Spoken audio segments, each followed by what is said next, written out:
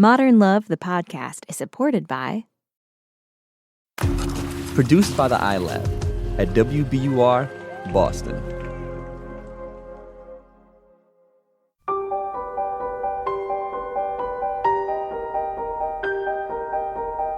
From the New York Times and WBUR Boston, this is Modern Love. Stories of love, loss, and redemption. I'm your host, Meghna Chakrabarty.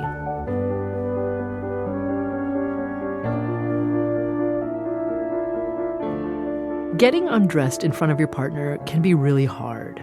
And for Jameson Rich, it was even more complicated. He writes about it in his piece, The Shirt Stays On. It's read by Finn Wittrock, who's been nominated for 2 Emmy Awards and is starring now in the movie Right When You Get Work. "Aren't you going to take your clothes off?" she asked, her fingers pulling at the edges of my t-shirt. It wasn't sexy the way she said it. No wry smile or soft coo came with the words, just frustration. The ceiling lights were off, but I knew the narrow light spilling from the lamp on my bureau would be enough for her to see the pale red marks on my chest, which had been fading for so long that they had gone back to being shiny again. No one had ever put that question to me so directly. When it came to keeping my shirt on, I'd always gotten away with playing dumb or chalking it up to the hastiness of passion. "I have scars," I managed to say, as bluntly as I could. I was born with a rare heart defect for which there is no cure, only a series of stopgaps and half measures. I had undergone 4 full open-heart operations by the time I was 15, as well as dozens of less invasive procedures. I'm 23 now, and I'm on my 4th pacemaker. I've spent nearly 20,000 hours of my young life inside hospital walls. For many years, I was not healthy enough to live out of the hospital for more than a few weeks at a time. These surgeries have left many scars. One cuts across my right clavicle on a diagonal, the entry for my 2nd pacemaker at age 12, after the battery for my first died so abruptly that my mother received a voicemail message while in the car that said, "You need to come in. Jameson's device is in end-of-life mode." 2 more scars run horizontally across my midsection. The one on the left was carved so recklessly that it created a pocket with a pouch of skin above. Then there is the main attraction, a foot-long line that stretches from between my clavicles to just a few inches above my belly button. This one has been carved up so many times by surgical tools rolling over it again and again like a pizza cutter that different sections have taken on different colors, textures, and thicknesses. The bottom part is bright red, bumpy and ugly. The top third is a straighter line, and having not been disturbed in years, paler than the rest. Before long, I'll be able to wear a V-neck without it being spotted. But this wasn't all. There were the stretch marks, too, caused by the way my abdomen ballooned with undigested liquids, a kind of beer belly driven by heart failure that were emptied each day via diuretics and regular fluid taps. And there was the divot just above my right hip, a black cavern the size of my finger from when I had a tube to empty my stomach of waste. "This will close up in about a month," the nurse said the day it was removed. It didn't. It might take a few months. Still nothing. It will close by itself eventually. It never did. When unattached and left to its natural self, the tube hung down to my waistline and pulled painfully on the skin from where it came. So every morning I packaged it up in an elaborate construction of gauze and tape to keep it secured to my skin. I had the tube during my freshman year of college, when I met the first girl I ever kissed, who then became the first girl I ever hooked up with on a consistent basis, but never without the shirt. My first kiss was a dare. I was sitting with friends on the carpeted floor of a dorm room. We had been drinking beer and Smirnoff Ice and My head was swirling. My weak liver and broken heart couldn't process and redistribute blood and body fluid correctly, meaning they sure as hell couldn't process alcohol efficiently. I barely blinked when someone in the room suggested a game of truth or dare, knowing that when my turn came, I would pick truth, as always. But it never got to that. Becky chose a girl, and that girl chose dare. And soon Becky's finger was scanning the room like radar, commanding, "I dare you to kiss." Her movement slowed, lingering on people as her finger passed. The girl winced as Becky's finger finally stopped on me, and then she shrugged. I said nothing, planted against the dresser behind me. I thought about mentioning that this kiss at age 18 would be my first, but I knew announcing that would be worse than just letting it happen. She crawled over and fell forward, almost starting the kiss before she even landed. Her lips closed around mine like parentheses, touching but not connecting. We would spend the next few weeks convening in stairwells, hiding under covers, sneaking around and keeping our secret from friends, all while rarely talking, mostly touching, never connecting. When it ended, both of us sitting on the lip of the fountain in Washington Square Park, staring straight ahead, I wouldn't admit to myself that the feeling in the pit of my stomach was one of relief. Relief that it didn't get far enough to have to show her everything. She saw about 10%, and that was plenty. She never saw the scars, and she knew even less about what they meant. It has taken time, nearly all of my 23 years, for me to learn how much to say, whom to tell, what to show of myself.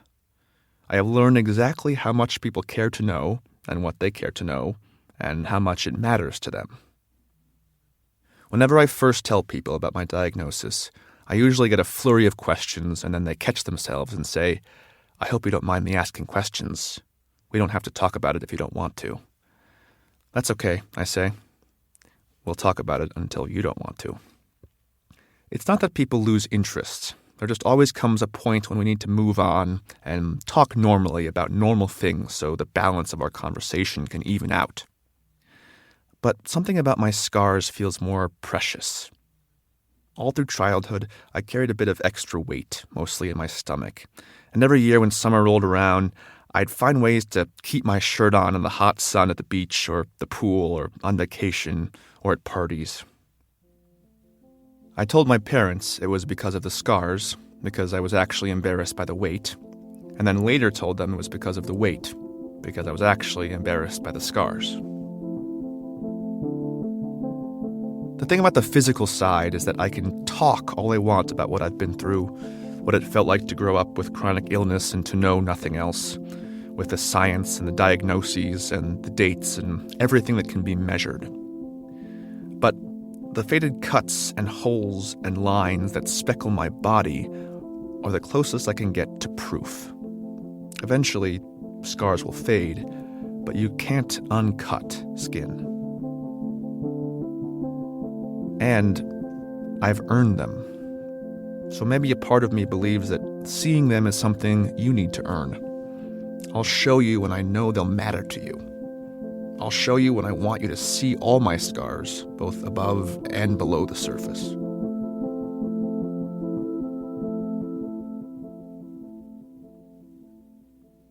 I have never been in love. I have been in like. I have loved people, but I've never been in mutual love. I have never even been in a relationship, never called someone mine and had them call me theirs. I've never found someone who cares enough to hold my hand in waiting rooms or to hear about the worst parts of everything, about all the firsts I never got to experience or what I remembered of flatlining. But, like many people in their 20s, I have found myself in beds wrapped around people I don't know very well, sharing our bodies before we have shared much else. So, while I'm still figuring it all out, I sometimes have to improvise. Like with the girl who acted frustrated about my not taking off my shirt. I met her on Tinder. She was in the city for only a month, visiting New York on break from college. We talked for a few days online before meeting for drinks and ultimately ending up back at my apartment. After making out for 20 minutes, she pulled away and looked up at me in the dim light coming from the corner of my bedroom. And that's when she said it. "Aren't you going to take your clothes off?" I knew she would be able to see more than I was ready to show. I have scars. So?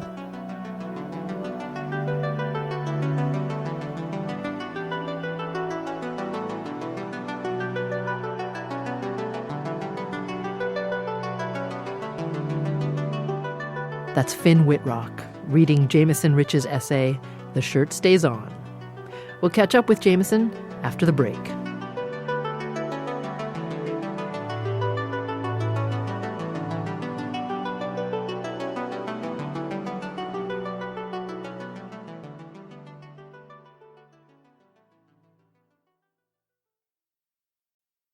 Jameson Rich says that when his piece came out 2 years ago, he thought his major health challenges were behind him. But about 6 months later, something unexpected happened. I was standing in my apartment one night and I felt a really fast heartbeat come on out of nowhere. And I put my fingers to my wrist and to my neck, as I've learned to do my whole life, to check my pulse, and I didn't feel anything back. And after about a minute, it wasn't going away, and so I called 911. They put me up on the monitor, and the machine thought my heart rate was going around 200 beats per minute, but in truth, my heart wasn't really beating at all. I was in an episode of sustained ventricular tachycardia. It's called VTAC. So they put the paddles on me, and I felt probably the most intense pain I've ever felt in my life, and was literally picked up off the gurney and set back down by the force of the charge.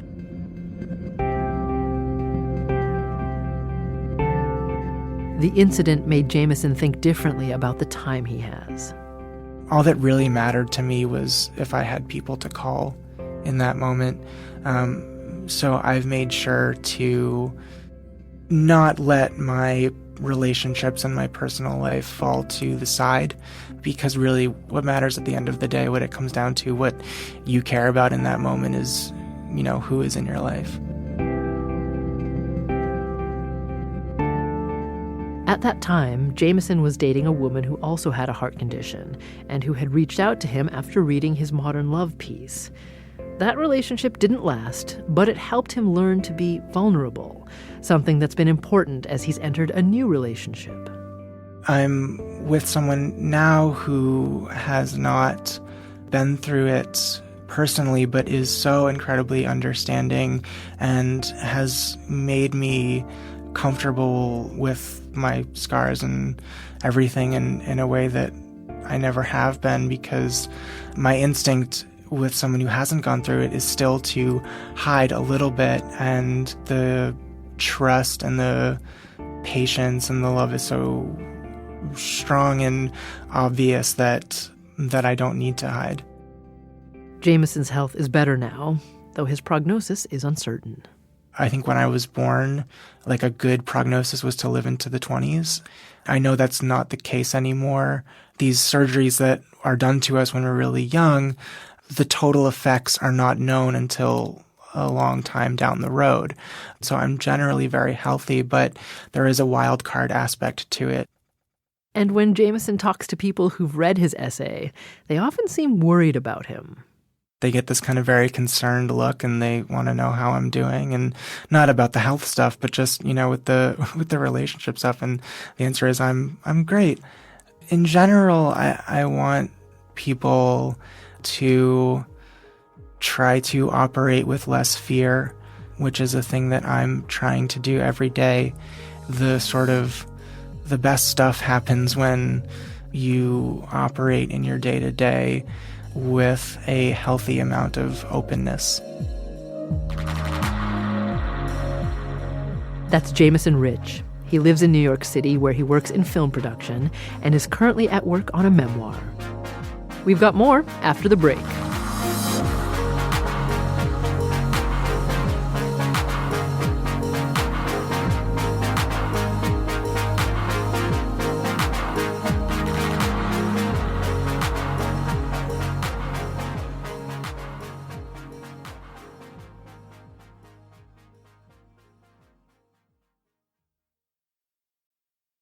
Here's Modern Love editor Daniel Jones.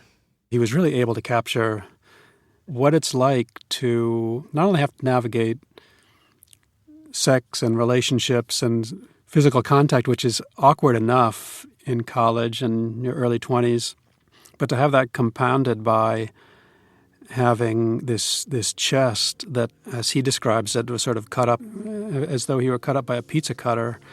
It's a different kind of virginity in a way, to take his shirt off as it is to have sex or whatever else. His is an extreme situation, but everybody's got something, and it's such a common experience to sort of feel just embarrassment and fear of being so early in a relationship to have to deal with something, in his case, that's so weighty.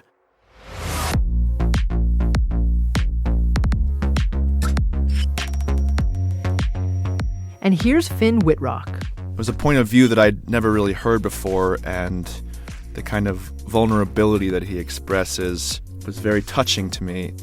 I remember being 23 and awkward and always feeling like you're needing to be more vulnerable than you're ready to be, and I can only imagine that this guy's got to be like 10 times more vulnerable than that. So I was just really intrigued by the clarity that he has about his own feelings. Thanks again to Finn for reading this week's piece. His new movie is Right When You Get Work.